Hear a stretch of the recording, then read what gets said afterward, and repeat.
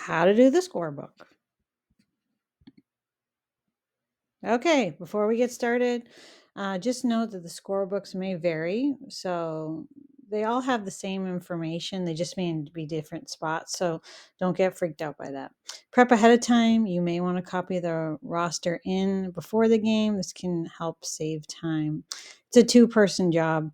It's helpful if one person watches and the other calls out the play while the other records. An example: goal number 34, time 154, Q1. If you can team up to help each other, then you will miss less in the game.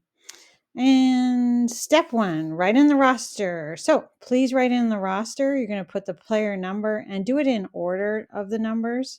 It's just easier for you in the long run when you're trying to find a player and keep track. Write in their positions based on the info there. And again, you may want to do this ahead of time. Shots, goals, and assists. Please keep track for each player and do the total column for each section at the end of the game. Running score and quarter scoring. So the running score will be at the top of the scorebook. You need to keep track for the opponents and our team. You're going to write in the player number, the time of the goal, and the quarter.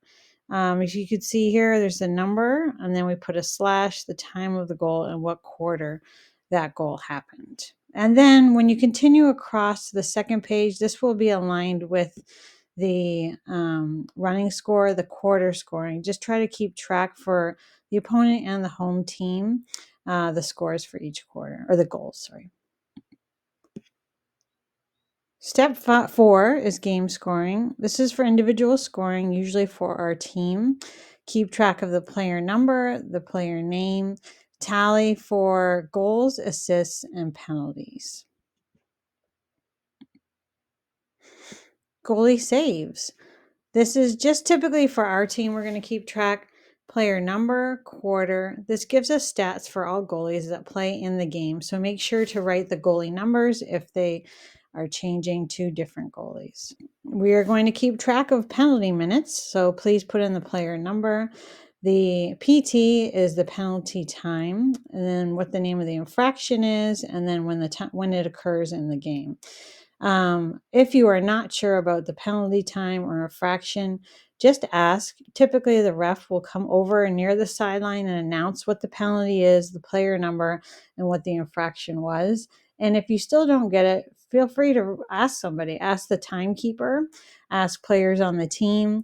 I've been in a game where I've yelled out, "Hey, what was that infraction for?" And then they'll tell me really quickly. So don't be afraid to ask others. Other boxes. Now let's not get overwhelmed here. There are a lot of boxes on these pages, but once you get the hang of this, it'll be super easy. So number 1 is ground balls. That is when we gain possession by scooping off the ground, and we're going to tally by quarter. Face-offs 1. Please note the player number and whether it was a win or a loss for each face-off, and please do it for each quarter with a tally at the end. Here are the other boxes. Turnovers, that's when a team loses possession of the ball. And in this case, it's when our team loses possession. So we want to keep track of that and then make sure you're doing tallies and totaling it up at the end of the game. And then timeouts we're going to keep track of as well. So make sure you note the quarter, the time, and who called the timeout. Okay, and then the final thing, this is not actually listed on the scorebook, but it is something we like to keep track of. Rides and clears. A clear is successfully moving the ball from one's defensive end to the offensive end.